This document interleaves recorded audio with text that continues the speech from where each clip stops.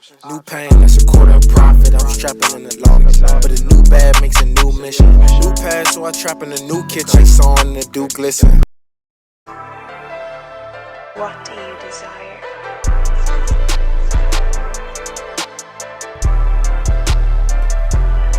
What's up, man? It's your boy Savvy. This is a fucking Savvy recap, man. You know what I'm saying? This movie right here is about a young man who, when he turns a certain age, or when a youth turns a certain age or some shit like that, they get powers, nigga. Powers. Some niggas can fly. Some niggas got fire power. Some niggas got water power. Some niggas got slime power. Some niggas got motherfucking fire power. Did I say that already? Yeah, some niggas got fire power. I see, yeah, they do. Hey, that. But yeah, this shit get lit in this motherfucker. This shit get tropical. So let's get into it. In a world with superheroes, a boy named Will struggles to discover his powers, despite being the son of two heroes, Steve and Josie, who are known as the Commander and Jet, while he's preparing for his first day of high school. I'm sorry. Will tries to lift some weights. Steve has super strength like his dad, but he's unable to move the barbell at all. His dad is super strong. As he notices his dad come into his room, Will adds more weights to the barbell to deceive Steve so that he think his son has super strength. He's a lie. After Steve enters his room, he commends Will for the work he's putting into building more muscle and testing his strength. He also says he's proud that his son is attending his alma mater for his high school education. He adds that knowing Will has powers just like him makes him confident that if anything happens to him or his wife, his son will still be able to You can't do none of that shit you talking about. Look at that. Look. Shortly after, Steve and Will head down for breakfast, and they see Will's best friend, Layla, already waiting for him so they can go to school together. Suddenly, Steve gets a call from the mayor, who informs him that there's a giant robot wreaking havoc in the city. Though Josie had expected to walk and I hear Will to something the from bus you for that his disturbs first me, day of that high school, she I'ma call you eventually dad. leaves the house with You know what I'm Steve saying? Why? to fight the giant robot. You're right.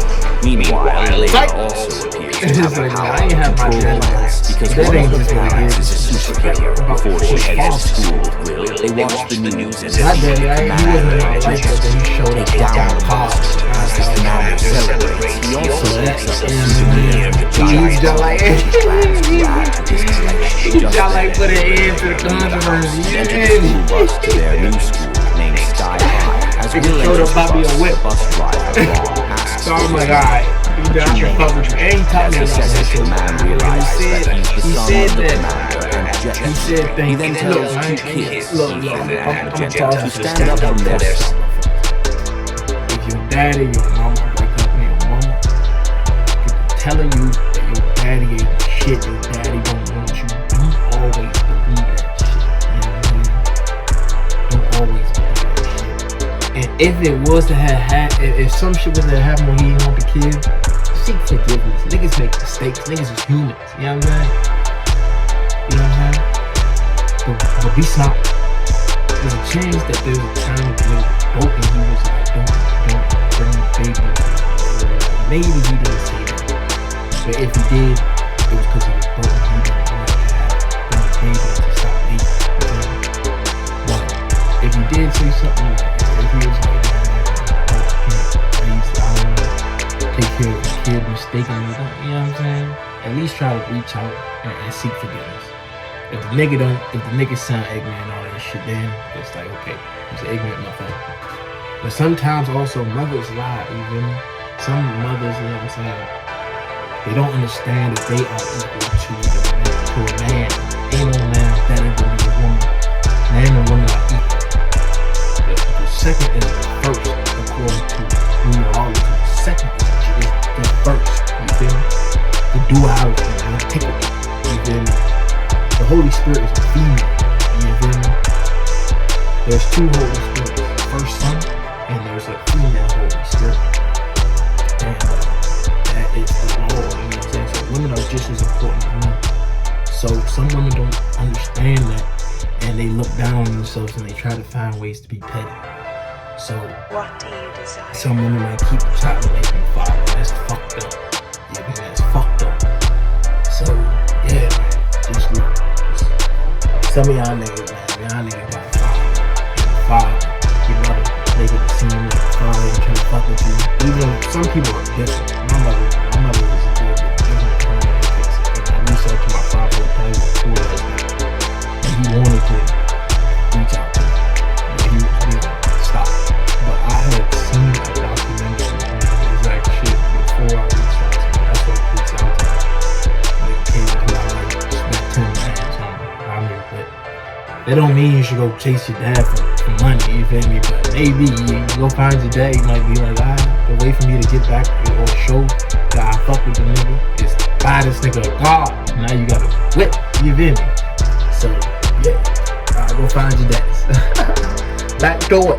So that Will and Layla can replace them. Magenta doesn't get why Will deserves special treatment, but Ethan willingly stands up and says he's happy to give up his seat to the son of the world's strongest heroes. Thank you, real nigga.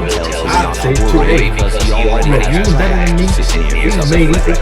But nigga, your daddy done saved the world about 3 fucking times. I've seen it how he saved my mama one time.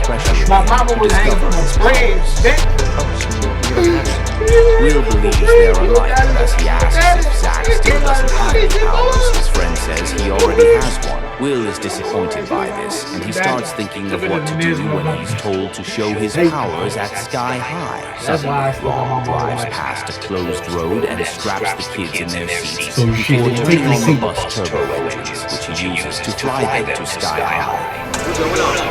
Kids are scared, but as they eventually get close to their destination, Ron explains that Sky High is a school in the sky, kept aloft by the latest technology in anti-gravitational propulsion. He eventually parks the bus on the school's premises, and as all the kids get down, Ron gives Will his card so that the boy can call him whenever he needs a ride. As the kids then head toward the main building, two bullies, Flash and Speed, try to extort them.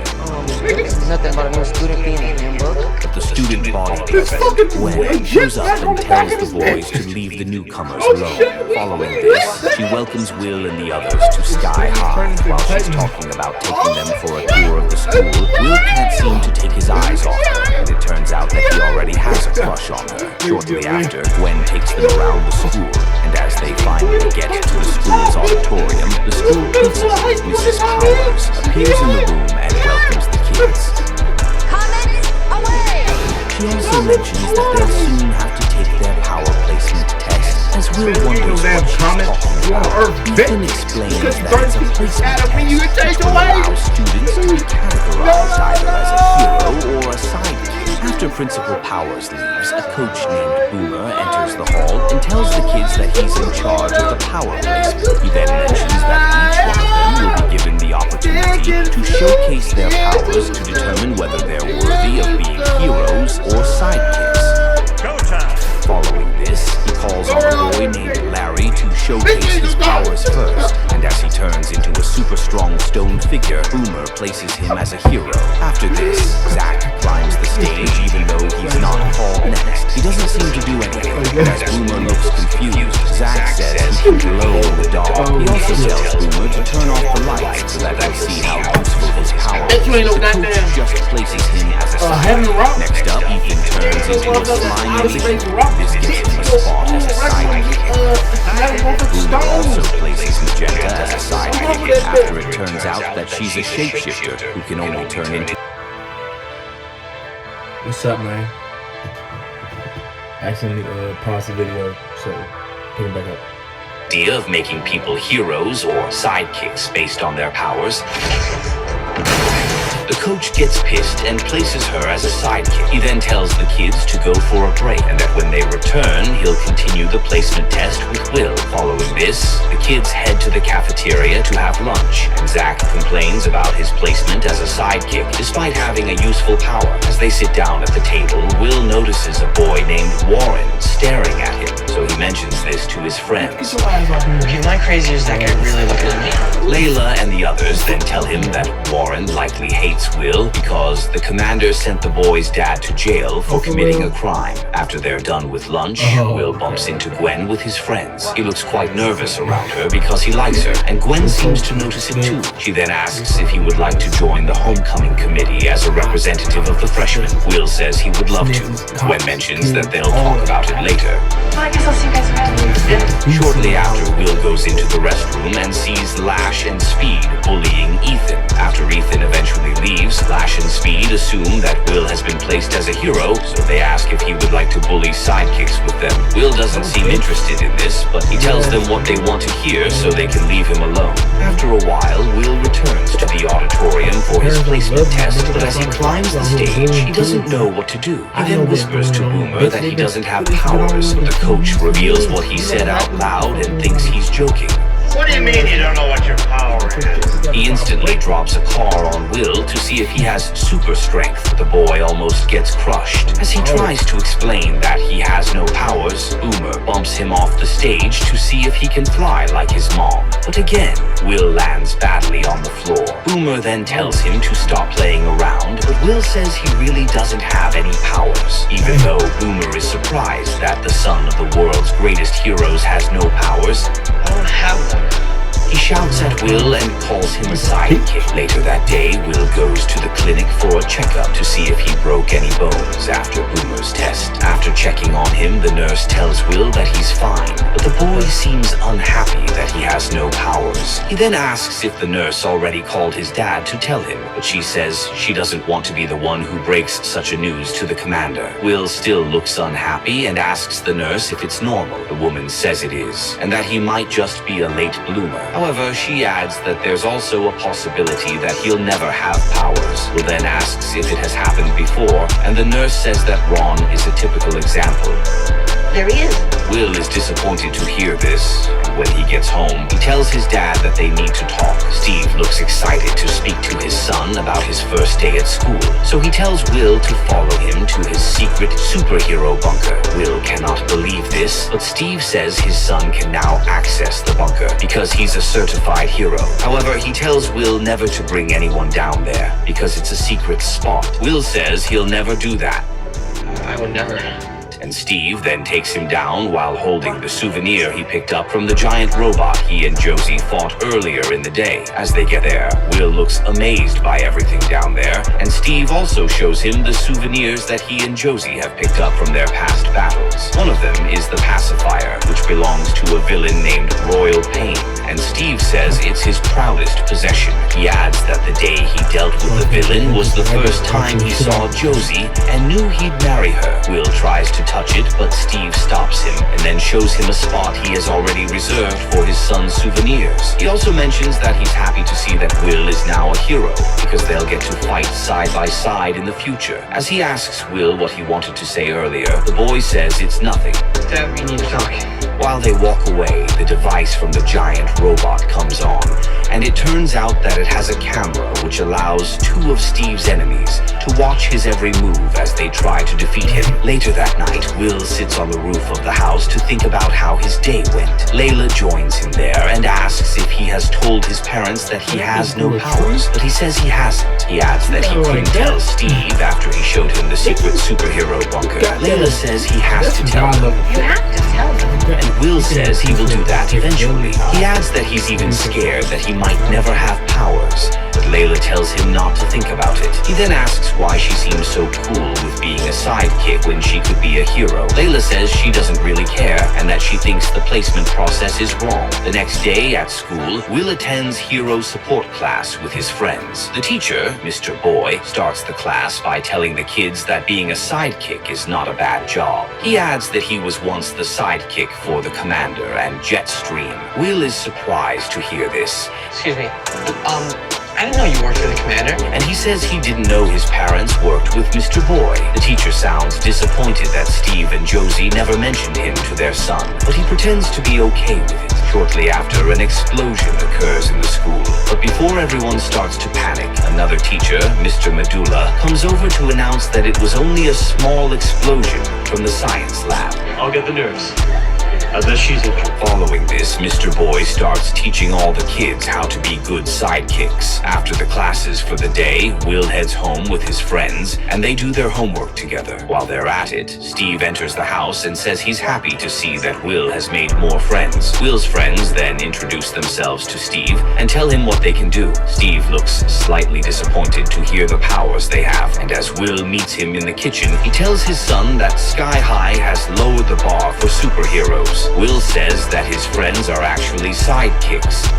Actually, he's a sidekick. And even though Steve looks shocked, he says it's a good thing for his son to mingle with them. Will then asks if his dad would be fine with him being a sidekick. Steve says it's not a problem, but as Will confesses that he's won, his dad gets pissed and thinks Boomer intentionally made his son a sidekick. As he tries to call Boomer, Will says it's not the teacher's fault and that he just doesn't have powers. Steve is shocked to hear this, but he says that Will is likely a late bloomer. Will says he doesn't really care and that he likes being a sidekick anyway. Maybe. She could turn to a girl. Maybe not. He then returns to sit with his friends, and Layla looks proud of him for finally talking to his dad about having no powers. Later that day, Steve complains to Josie about their son's condition. However, Josie doesn't seem pissed, and she tells Steve that even without superpowers, they can be the best family in the world. Steve doesn't share in her enthusiasm, and he even suggests throwing their son into a vat of toxic waste to see if he'll develop powers. Grabbing the boy.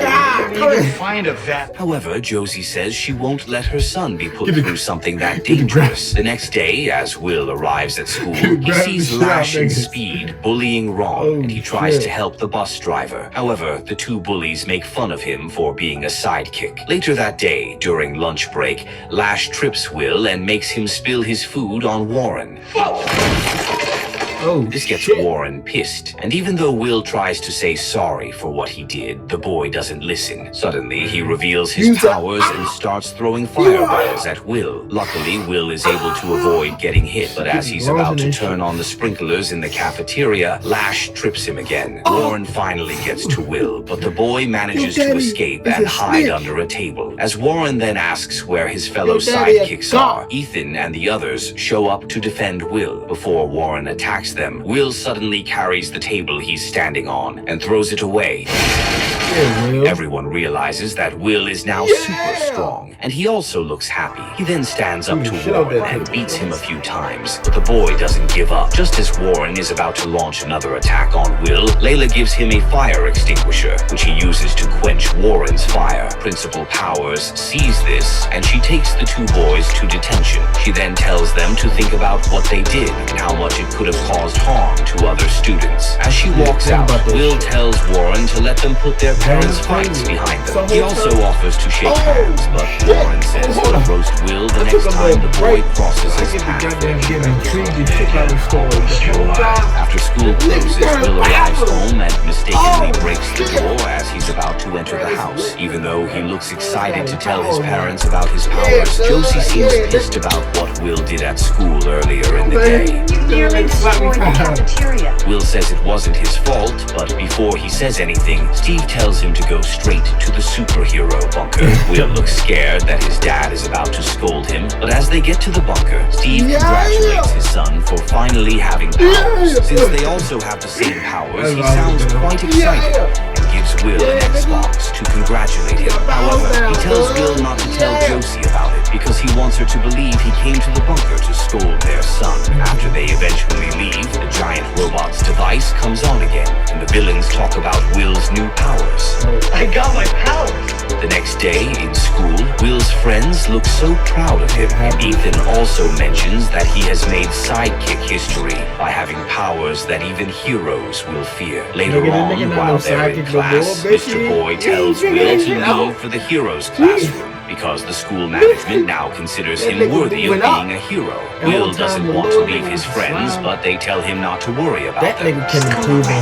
They also tell him that they'll have time to talk after school, despite still feeling sad about leaving his friends. friends, Will heads the heroes class taught by Mr. Medulla. The teacher welcomes him to the class and makes Gwen his lab partner, even though she's a teaching assistant. Will looks happy about this, but during the class, he doesn't seem to know what to do for a class assignment. To ensure Medulla doesn't shout at him, Gwen quickly uses her powers to help Will build his project. Medulla is impressed by it, but he soon discovers that Gwen helped Will. He then tells her to stop helping him so that he won't always rely on her. After he walks away, Will asks Gwen about her powers.